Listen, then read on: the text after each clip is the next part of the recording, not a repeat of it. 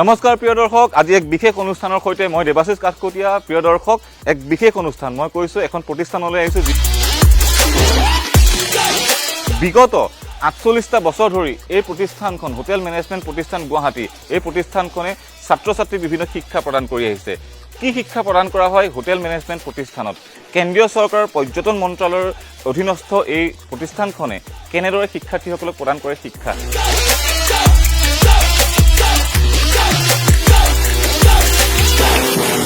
ইয়াৰ পৰা শিক্ষা লাভ কৰি তেওঁলোকে ক'ত সংস্থাপন লাভ কৰিবলৈ সুবিধা হয়। গতিকে পলম নকৰোঁ, যাওঁ বলক প্ৰতিষ্ঠানখনৰ ভিতৰলৈ।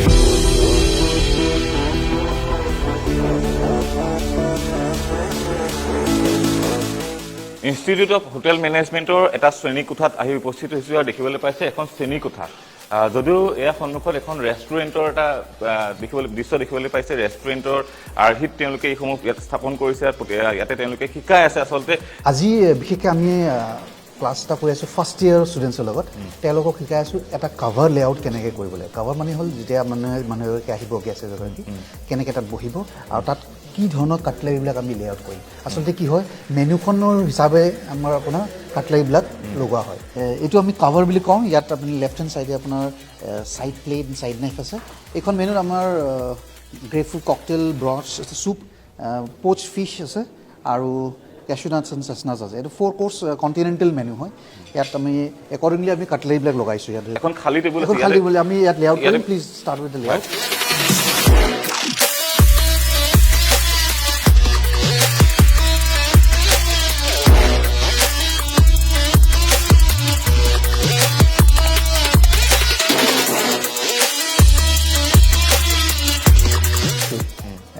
প্ৰায়ভাগ ছাত্ৰই মানে ভাল ভাল জেগাত মানে প্লেচ হৈছে।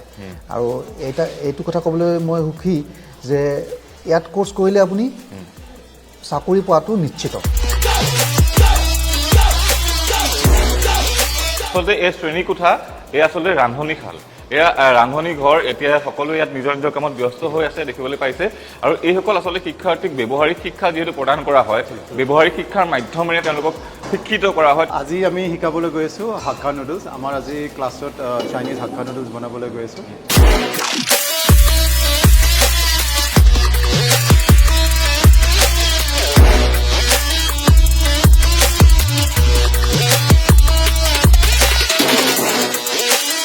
আমাৰ বিভিন্ন ক্লাছৰুমত আমাৰ মেনু ৱাইজ আমি বেলেগ বেলেগ ধৰণে খাদ্যবস্তু বনাওঁ। কোনোবা দিনাখন হয়তো অসমীয়া বা নৰ্থ ইষ্টৰ মণিপুৰী খানাও বনাইছোঁ, আমি তেনেকৈ মিজোৰামৰ খানাও বনাইছোঁ, অৰুণাচলৰ খানা বনাইছোঁ, তেনেকৈ অসমীয়া খানা বনাই আৰু বেংগলী খানা আছে, পাঞ্জাবী খানা আছে, মহাৰাষ্ট্ৰীয়ান খানা আছে। গোটেইখিনি আমি ষ্টুডেণ্টক শিকোৱা হয়। ছাৰ, আপুনি ইয়াত কিমান বছৰ ধৰি ইয়াত? মই প্ৰায় 16 বছৰৰ পৰা কাম কৰি আছোঁ। 2008 চনৰ পৰা মই ICM গুৱাহাটীৰ লগত জড়িত। যথেষ্ট দিন হৈছে। হয়, আৰু মই এইখন কলেজৰে ছাত্ৰ আছিলোঁ। 2001 চনত মই ইয়াৰ পৰা পাছ কৰা।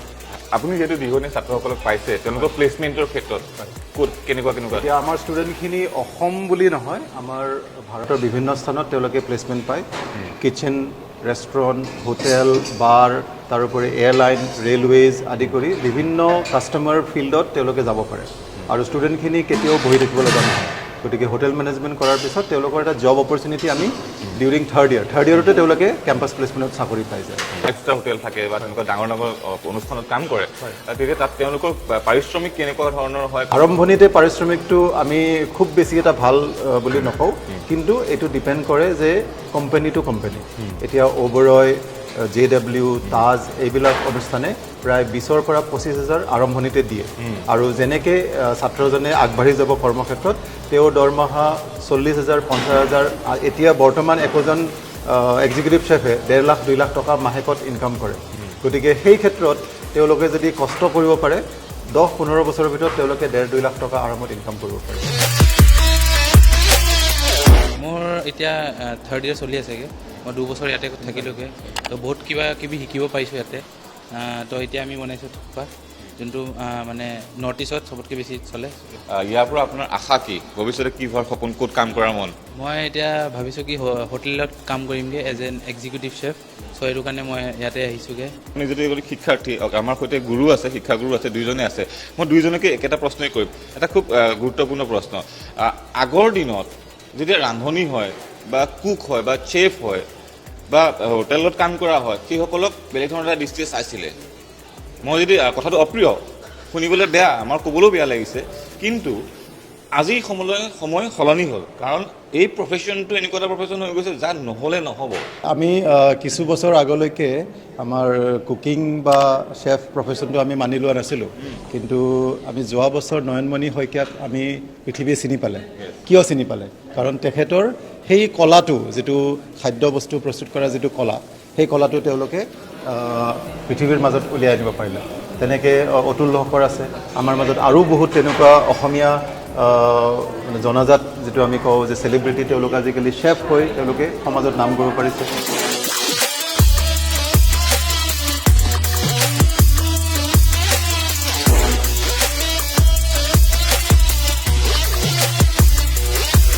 এইবাৰ আন এটা শ্ৰেণী কোঠাত আহি উপস্থিত হৈছোঁ আৰু ইয়াত একাংশ শিক্ষাৰ্থীয়ে কিছু খাদ্য প্ৰস্তুত কৰি আছে। কি বনাই আছে, কেনেদৰে বনাই আছে, এই সম্পৰ্কে কিছু কথা পাতিবলৈ বিচাৰিম।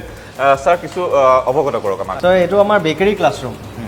চ' এই বেকাৰী ক্লাছৰুমত আমাৰ ষ্টুডেণ্টছখিনিক আজি আমি এনগেজ কৰিছোঁ। এওঁলোকে আজি বন বনাই আছে, আৰু এই বনটো হ'ল পাও ভাজি যে আমি খাওঁ, আমি কেতিয়াবা বাহিৰলৈ ফুৰিব গ'লে পাও ভাজি খাব মন যায়, সেই পাও ভাজিৰ কাৰণে যিটো ব্ৰেড লাগে সেইটোক আমি পাও বন বুলি কওঁ, সেই বন বনোৱা হয়।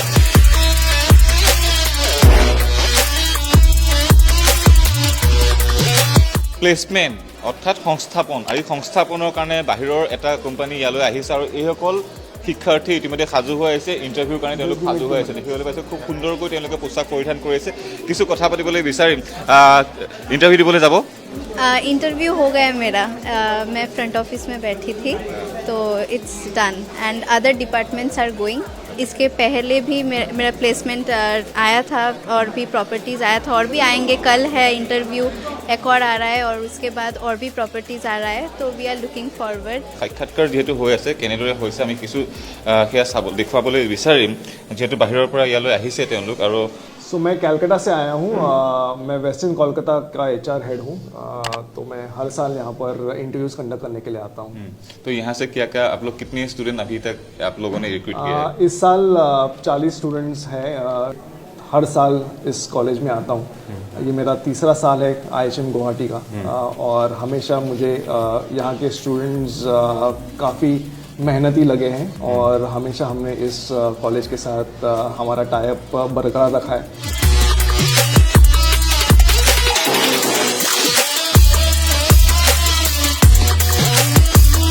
এই মুহূৰ্তত আমাৰ সৈতে আছে এই প্ৰতিষ্ঠানৰ অধ্যক্ষ, তেখেতৰ সৈতে কথা পাতিম। बहुत अच्छा लग रहा है, एंड दूरदर्शन में प्रोग्राम हो रहा है, हमें दूरदर्शन का हेल्प मिल रहा है हमारे कॉलेज के बारे में लोगों को बताने के लिए।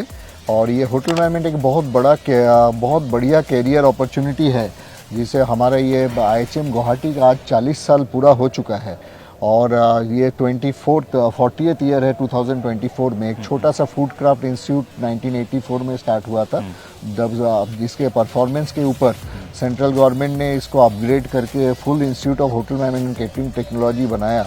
और इस कॉलेज में पूरे इंडिया से स्टूडेंट आके पढ़ते हैं, और चारों तरफ इंक्लूडिंग अब्रॉड में भी प्लेसमेंट होता है। और अभी प्रेजेंटली हम यहाँ पे कोर्स जो चला रहे हैं वो एक bachelors degree in hotel management, जिसको हम बोलते हैं BSc in hotel and hospitality administration masters degree program हमने 4 साल पहले स्टार्ट किया। That is masters degree in hotel administration.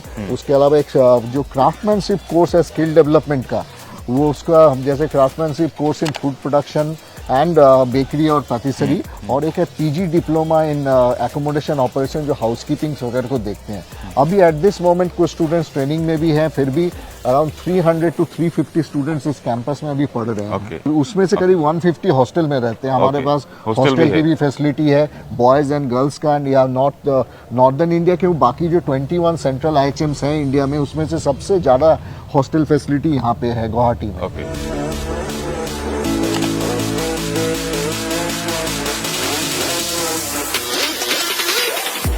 अगर कोई एडमिशन लेना चाहते हैं तो उसके लिए वो लोग कैसे प्रिपरेशन करेंगे, क्या एग्जाम देना होगा, कैसे प्रोसीड्योर है?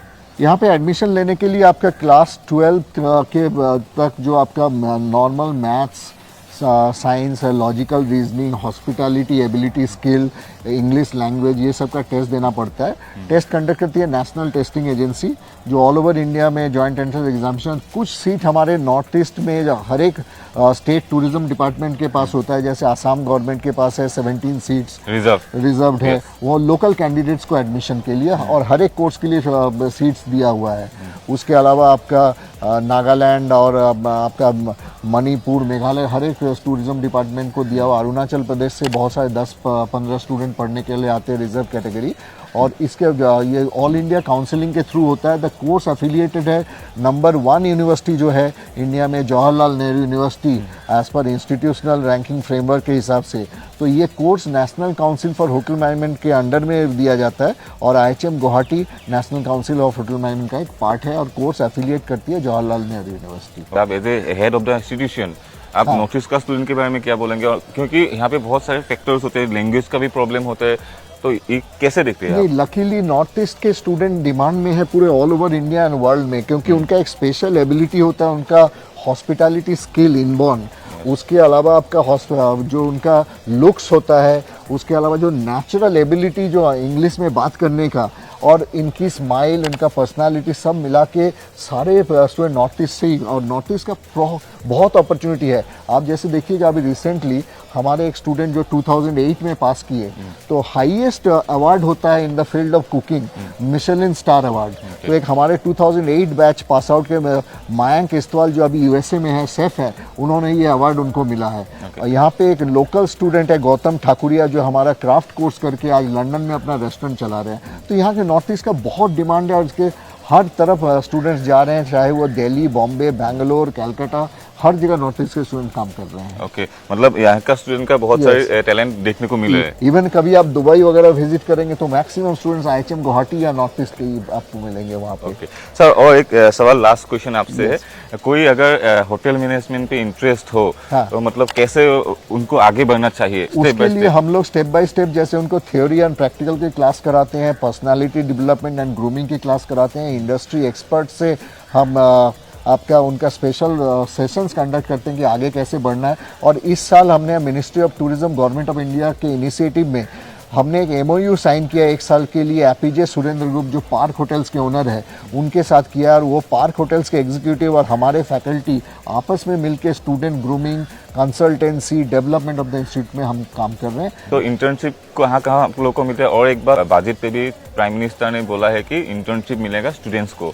तो ये सेंट्रल गवर्नमेंट का बहुत बड़ा स्टेप है, तो क्या बोलेंगे आप? इंटर्नशिप हमारा सभी स्टूडेंट को कॉलेज अरेंज करती है, और मिनिमम स्टाइपेंड आपका जो पर मंथ होता है अराउंड 5000 रुपीज़, उनको जाना पड़ता है आपका 102 डेज के लिए इंटर्नशिप करने के लिए, जो ऑलमोस्ट आपका 17 वीक्स का आता है। और इसके अलावा भी इस बार जो हमारा प्लेसमेंट का लास्ट ईयर का रहा, ईच स्टूडेंट को, सभी को जो भी प्लेसमेंट के लिए इंटरेस्ट हो गया, सभी को मिला, 100% प्लेसमेंट मिला, और मिनिमम 3 जॉब्स लेके निकले यहाँ से। और एवरेज अगर आप वो CTC बोलेंगे तो 25,000 rupees CTC per month average में लेके निकल रहे हैं। तो बहुत ज़्यादा स्कोप है, और जिस तरह से ग्रो कर रहा है आप देख सकते हैं कि आसाम में भी पहले होटल्स नहीं थे, अभी आसाम में इतना होटल्स का डेवलपमेंट हो रहा है, नॉर्थ ईस्ट में हो रहा है। और हमारे प्रधानमंत्री जी का और हमारे ऑनरेबल इंडियन टूरिज्म मिनिस्टर का जो है, ये हमारा टूरिज्म इंडस्ट्री और हॉस्पिटल इंडस्ट्री आने वाले सालों में करीब बाई 2047 $3 ट्रिलियन का इकोनॉमी बनने वाला है।